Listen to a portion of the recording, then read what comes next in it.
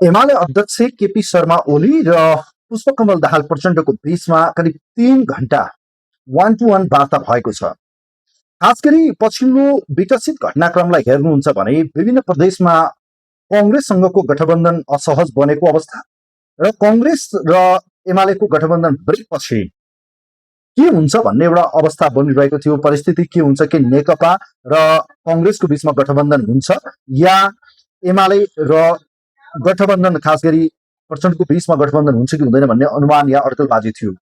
अन्ततगत श्रीलङ्काबाट फर्किएसँगै पुष्पकमल दाहाल प्रचण्ड र केपी शर्मा ओलीको बीचमा चाहिँ भेटवार्ता भएको छ र यससँगै अब वामपन्थीहरूको चाहिँ नयाँ मोर्चा बन्नेछ, नयाँ सहकार्य हुनेछ र वामपन्थीहरूको गठबन्धन बन्ने भएको छ।